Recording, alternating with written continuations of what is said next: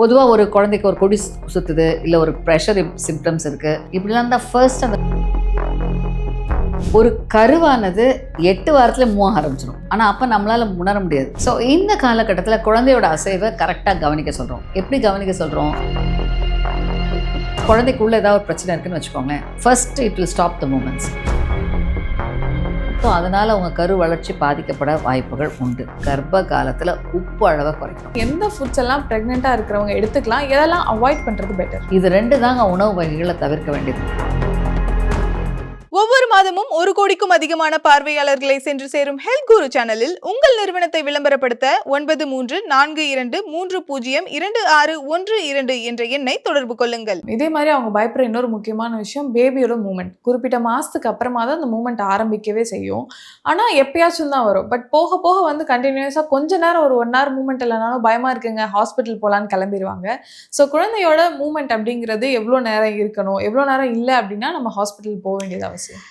சரி, பொதுவாக இந்த துடிப்பு அப்படிங்கிறது ஒரு 23 வாரத்தில் தெரியும். ஃபஸ்ட்டு ஒரு பட்டர்ஃப்ளையோட ஃப்ளர்ட்டிங் மாதிரி தான் இருக்கும் சொல்லுவோம். ஒரு பேர்டோட ஃப்ளர்ட்டிங் மாதிரி சொல்லுவோம். ஏன்னா ஒரு கருவானது 8 வாரத்தில் மூவ் ஆரம்பிச்சிடும்.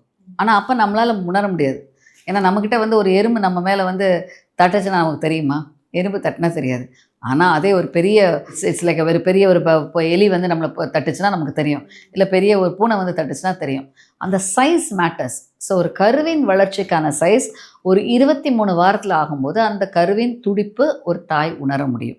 ஏன்னா அந்த சைஸில் அந்த வெயிட்டுக்கு அவங்களால உணர முடியும். அப்போ உணரும்போது அவங்களால அதுக்கப்புறம் அந்த குழந்தையோட ஆக்டிவிட்டி ஒரு தாயால் தான் உணர முடியும். ஒரு 28 வாரத்து வரைக்கும் இந்த மூமெண்ட்ஸ் ரொம்ப கிரிட்டிக்கலாக 28 வாரத்துக்கு மேலே. ஏன்னா அதுக்கப்புறம் தான் எந்த எமர்ஜென்சிஸும் வரலாம். குறிப்பாக கொடி சுற்றுவது, தண்ணிச்சத்து குறைவாகுவது, நஞ்சோட செயல்பாடு குறைவாகுவது, பல நேரங்களில் அந்த நஞ்சில் போகிற ரத்த ஓட்ட மாறுபாடு, இது எல்லாமே இந்த காலகட்டத்தில் தான் இருக்கும். ஸோ இந்த காலகட்டத்தில் குழந்தையோட அசைவை கரெக்டாக கவனிக்க சொல்கிறோம். எப்படி கவனிக்க சொல்கிறோம்? ஒரு நாளைக்கு ஒரு குறிப்பிட்ட டைம், ஒரு 3 times a day, ஏன்னா குழந்தைக்கு ஸ்லீப்பிங் டைம் ஒன்று இருக்கும். குழந்தையும் சில நேரம் ரெஸ்ட் எடுக்கும். அப்போ நம்ம என்ன பண்ணுவோம்னா ஒரு 1 hour சாப்பிட்ட உடனே பார்த்தா சில நேரம் ரொம்ப ஹெவியாக இருக்கும். வெறும் வயிற்றில் பார்த்தீங்கன்னா அந்த குடல் மூவ் ஆகிறது கூட குழந்தை மூவ் ஆகிற மாதிரி இருக்கும். அதனால தான் அவங்கள வந்து ஒரு ஹாஃப் வயிறாக இருக்கும்போது சாப்பிட்டு ஒரு 1 hour கழித்து 1 மணி நேரம் கண்டினியூஸ் அந்த கரெக்டாக ஒரு ஃபிக்ஸட் டைம் வைக்க சொல்லுவோம். அந்த 1 hourல பேபி எத்தனை முறை மூவ் ஆகுது, எத்தனை முறை கிக் ஆகுது, எத்தனை முறை அதை அசைவை தாய் உணர்றாங்க அப்படிங்கிறத ஒரு குறிக்க சொல்கிறோம். இது ஒரு குறிப்பிட்ட அந்த 1 hourக்குள்ளே பார்த்தீங்கன்னா 15 timesக்கு மேலே இருக்கும். இது ஒரு ரஃபாக சொல்லுவோம். அப்போ தான் அவங்க 15 times வரும்போது டாக்டர்ஸ் அலர்ட் பண்ணுவாங்க. ஸோ பொதுவாகவே ஒரு குழந்தையின் அசைவு ஆரம்ப கட்டத்தில் கொஞ்சம் அதிகமாக இருக்கும். ஏன்னா அப்போ நிறைய தடவை மூவ் ஆகும். குழந்தை வளர வளர வளர அது ஸ்பேஸ் குறைவாக இருக்கும். அதோட மூமெண்ட் மொட்டிலிட்டி கம்மியாக இருக்கும். அதனால் 8 month 9 monthsல அந்த நம்பர் குறையும். பட் அதனால தான் ஒரு மினிமம் ஸ்கேல் கொடுத்துருவோம் 15 times. முதல்ல தான் ஒரு 6 மாதத்தில் பார்த்திங்கன்னா 50 தடவை 60 தடவைலாம் இருக்கும். அதுவே நாளாகி 9 மாதத்தில் பார்த்திங்கன்னா 20 தடவை 15 தடவை தான் இருக்கும். 15க்கு கீழே இருந்தால் ஒரு அலர்ட் கொடுக்க சொல்லுவோம். இது வந்து பொதுவாக குழந்தைக்குள்ளே ஏதாவது ஒரு பிரச்சனை இருக்குதுன்னு வச்சுக்கோங்களேன். First it will stop the moments. ஒன்று அதுக்கு பிறகு ரத்த ஓட்டம் குறைவாக இருந்தால், மூமெண்ட் அதிகமான நிறைய ரத்த ஓட்டம் தேவை. So it will stop.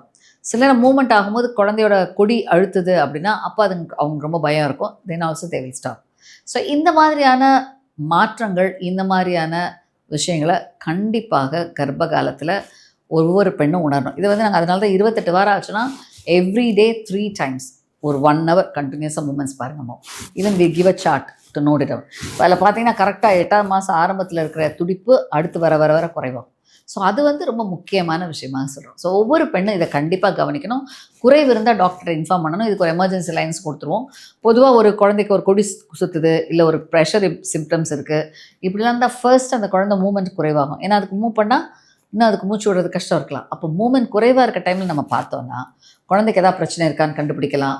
அதற்கான தீர்வையும் பார்க்கலாம். ஓகே மேம், இந்த மூமெண்ட் ரிலேட்டடாகவே இன்னொரு விஷயம் என்னென்னா, அந்த 3 monthsல எடுக்கக்கூடிய என்டி ஸ்கேன் அண்ட் 5 monthsல எடுக்கக்கூடிய அனோமலி ஸ்கேனில் பார்த்தீங்கன்னா எடுக்கலாம் போயிடுவாங்க. பட் குழந்தையோட பொசிஷன் சரியில்லை, கொஞ்சம் மூமெண்ட் இல்லை, கொஞ்ச நேரம் வெயிட் பண்ணுங்கள், ஒரு 1 hour ஆகட்டும்னதும் என்னவா இருக்கும் தெரியலையே, அப்போ குழந்தைக்கு எதுவும் பிரச்சனையான்னு ரொம்ப பயந்துடுவாங்க. எதனால் வந்து நம்ம டெஸ்ட் பண்ண போயிட்டு ஸ்கேன் வரையும் போயிட்டு அதுக்கப்புறம் வெளியே ஒரு 1 hour வெயிட் பண்ண வேண்டியதாக இருக்குது? சரி, பொதுவாக என்டி ஸ்கேனில் அந்த பொசிஷன், அந்த நியூக்கல் டிரான்ஸ்லூசஸிங்கிறது அந்த கழுத்தில் உள்ள பார்ட், அந்த பகுதி வந்து ரொம்ப குறிப்பிட்ட பகுதி. அந்த பொசிஷனை கரெக்டாக வர்றதுக்கு பேபி ஒரு பொசிஷன் வரணும். பேபி மூவ் ஆகுறதுல அந்த பொசிஷன் ஸ்கேனில் எடுக்கிறதுக்கு கரெக்டான டைமில் அந்த குழந்தை அந்த பொசிஷனில் இருக்கணும். அதனால் சில நேரங்கள் பிரச்சனை வரலாம். 5 மந்த்ஸில் ஹார்ட்டு பார்ப்பாங்க. அதான் ரொம்ப முக்கியமான விஷயம். மேஜர் அனாமலிஸ் ஹார்ட்டில் தான் வரும். ஹார்ட்டுக்கு வந்து பேபியோட அப்ரோச் வந்து அவங்க ஸ்கேன் பார்க்கும். அந்த டிரான்ஸ்டியூசர் நம்ம அப்டமனில் தான் வைக்கிறோம். குழந்தை குப்புறப்படுத்துருந்துச்சுன்னு வச்சுக்கோங்களேன், கீழ்ப்பக்கமாக அந்த ஹார்ட்டை விஷுவலைஸ் பண்ணுறது கஷ்டம். அப்போ குழந்தையோட பொசிஷன் முன்பக்கம் வரணும், அந்த குழந்தை டேர்ன் பண்ணணும். சில பேட் பண்ணுவாங்க, சில ஹார்ட் ட்ரிங்க் குடிக்க சொல்லுவாங்க. இதெல்லாம் குழந்தையோட மூமெண்ட்ஸை இன்க்ரீஸ் பண்ணால் அது மூவ் ஆகும். அது மூவ் ஆகுனா மேலேருந்து அந்த ஹார்ட்டை பார்க்குறது ரொம்ப ஈஸியாக இருக்கும். அந்த ஒரு காரணத்துக்காக தான் சொல்கிறாங்களே தவிர வேறு எந்த விஷயம் இல்லை. இதில் நிறைய பேர் ஆங்ஷியஸ் ஆயிடுவாங்க, ஏன் டாக்டர் குழந்தை அசைவாகலையா? அப்போ ஹார்ட்டை ப்ராப்பராக விஷுவலைஸ் பண்ணுற பொசிஷனுக்காக தேவையில்லை. அந்த பொசிஷன்ஸ் எல்லாரும் குழந்தைங்க வந்து ஒரே பேக் பொசிஷன்லேயே மூவ் ஆகிட்டே இருக்கும். அப்போ அந்த ஹார்ட் அப்ரோச் பண்ண முடியாது. அந்த ரீசனுக்காக தான் சொல்லுவோம். ஓகே, மற்றபடி அப்போ பயப்பட வேண்டாம்னு நினைக்கிறேன். கண்டிப்பாக இல்லை.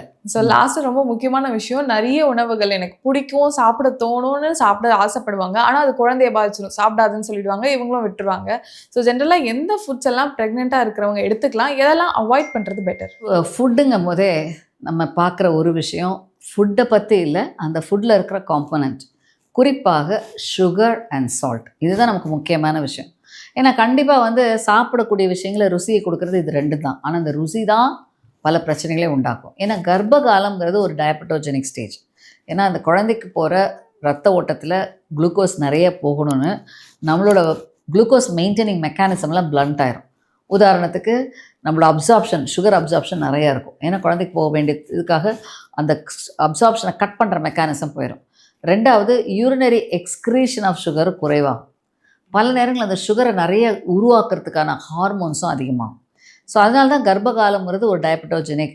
கர்ப்பத்தில் மட்டும் சில பெண்களுக்கு சுகர் அதிகமாகும். இந்த மாதிரியான விஷயங்கள் கர்ப்ப காலத்தில் ஏற்படும். ஸோ அதனால தான் இந்த காலகட்டத்தில் ஸ்ட்ரெயிட் சுகர் சாப்பிடாதீங்க, ரொம்ப ஸ்வீட்ஸ் அதிகம் சாப்பிடாதீங்க. ஏன்னா இது வந்து சுகர்ஸ் அதிகப்படுத்தும், அதனால் அவங்க கரு வளர்ச்சி பாதிக்கப்பட வாய்ப்புகள் உண்டு. அந்த ஒரு காரணத்தினால ஸ்ட்ரெயிட் சுகர், ஸ்வீட்ஸ் குறைக்க சொல்கிறோம். 2வது உப்பு. ஏன்னா கர்ப்ப காலத்தில் வாட்டர் ரிட்டென்ஷன் அதிகமாகும். கிட்னியோட ஃபங்க்ஷன்ஸ் எல்லாம் கர்ப்பத்துக்கு ஏதுவான அளவில் சில ரிட்டென்ஷன் மெக்கானிசம் அதிகமாக இருக்கும். இது வந்து ரத்த ஓட்டத்துக்கு, இரத்த குழாய்களோட ஸ்ட்ரென்த்துக்கும், இரத்த குழாய்களோட ரெசிஸ்டன்ஸுக்கும் முக்கியமான ஒன்று. ஸோ இந்த காலகட்டத்தில் ஒரு சால்ட் அளவு அதிகமாகும் போது இந்த ரிட்டென்ஷன் இன்னும் அதிகமாகி ரத்த அழுத்தம் அதிகமாவதற்கான வாய்ப்புகள் உண்டு. அதனால தான் எல்லா கர்ப்பிணிகளும், அது கல்யாணம் ஆன உடனே வந்தவங்களாலும் சரி, இல்லை ட்ரீட்மெண்ட் எடுத்து குழந்தை வந்தாலும் சரி, எந்த பெண்களும் கர்ப்ப காலத்தில் உப்பு அளவை குறைக்கணும். அதனால தான் பொதுவாக அந்த ஊறுகாய் என்னென்ன எல்லாம் சொல்லுவாங்க, மாங்காய் உப்பு தொட்டு சாப்பிடணும் போல் இருக்குது, அந்த தே ஹேவ் த பிக்கா. ஸோ இந்த மாதிரியான சூழ்நிலையில் இந்த மாதிரி உப்பு தொட்டு சாப்பிடும்போது அந்த உப்பளவு அதிகமாகி அதனால் இந்த பெண்களுக்கு பல நேரங்களில் ரத்த அழுத்த மாறுபாடு, ப்ரெக்னன்சி இன்டியூஸ் ஹைப்பர் டென்ஷன், அதனால் கிட்னி பாதிப்பு, அதனால் குழந்தை பாதிப்பு, மேஜர் காம்ப்ளிகேஷன்ஸ் இந்த காலகட்டத்தில் வரும். ஸோ அதனால தான் உப்பு அளவை குறைங்கன்னு சொல்கிறோம். ஊறுகாய், இந்த மாங்காய் உப்பு தொட்டு சாப்பிட்றது, வத்தல், அப்பளம், ட்ரை ஃபிஷ், இது எல்லாமே உப்பு அதிகம் உள்ள பொருள். இவற்றினை தவிர்ப்பது நல்லது. சாதாரண உப்பு போட்டு சாப்பிட்றீங்கன்னா அதை மட்டும் சாப்பிடுங்க, எக்ஸ்ட்ரா சால்ட்டு சேர்க்காதீங்கன்னு சொல்லுவோம். இது 2 தாங்க உணவு வகைகளை தவிர்க்க வேண்டியது. மற்றபடி நீங்கள் ஸ்வீட் கம்மியாக உள்ள எல்லா பழங்களும் சாப்பிடலாம், உப்பு குறைவான எல்லா உணவுகளும் எடுத்துக்கலாம், நான்வெஜ் எல்லாம் சாப்பிடலாம், எல்லாமே சாப்பிடலாம். உங்கள் diet should be a balance diet. Balance டயட்னால் ஒரு குறிப்பிட்ட அளவு ப்ரோட்டீன், கார்போஹைட்ரேட், ஃபேட். பொதுவாக 50% ப்ரோட்டீன், 30% கார்போஹைட்ரேட், 20% ஃபேட். இந்த மாதிரி சாப்பிட்டிங்கன்னா குழந்தைக்கு தேவையான புரதச்சத்து உங்கள் உணவுகளில் இருக்கும். அதனால தான் இந்த காலகட்டத்தில் நிறைய பயிறு, கீரை, முட்டை, பால் மற்றும் நிறைய நான்வெஜ், வெஜிடேரியனாக யூ ஹேவ் மஷ்ரூம், பன்னீர், இந்த மாதிரி ப்ரோட்டீன் அதிகமுள்ள உணவுகள், பயிறு வகைகள், வேர்க்கடலை, இந்த மாதிரி விஷயங்கள் நிறைய சேர்க்க சொல்கிறோம். அதே மாதிரி ஃப்ரூட்ஸ் அந்த மாதிரி நிறைய எடுத்துக்க சொல்கிறோம். ஏன்னா அதில் வந்து நிறைய மைக்ரோ நியூட்ரியன்ஸ் இருக்குது, விட்டமின்ஸ் இருக்கிறது. இவற்றையும் ஃப்ரூட்ஸ் எடுத்துக்கணும். அதே மாதிரி பொதுவாக நிறைய வெஜிடபிள்ஸ் ஃபைபருக்காகவும் அதில் இருக்க புரதச்சத்துக்காகவும் கொடுக்கணும். இந்த மாதிரி உங்கள் ஃபுட்டை பேலன்ஸ்டாக சாப்பிட்டிங்கன்னா that is enough. Extra salt, excess sugar please avoid. Okay ma'am, சொன்ன மாதிரி நிறைய விஷயங்கள் டிஸ்கஸ் பண்ணியிருக்கோம், நிறைய விஷயங்கள் ஒரு பயத்தை கிரியேட் பண்ணியிருக்கோம் ப்ரெக்னென்ட் விமனுக்கு. அது எல்லாமே இந்த வீடியோ மூலமா கிளியர் ஆயிருக்கும்னு நம்புகிறேன். எங்களோட ஜாயின் பண்ணதுக்கு ரொம்ப நன்றி மேம். தேங்க்யூ. தேங்க்யூ. ஒவ்வொரு மாதமும் 1 கோடிக்கும் அதிகமான பார்வையாளர்களை சென்று சேரும் ஹெல்த் குரு சேனலில் உங்கள் நிறுவனத்தை விளம்பரப்படுத்த 9342302612 என்ற எண்ணை தொடர்பு கொள்ளுங்கள்.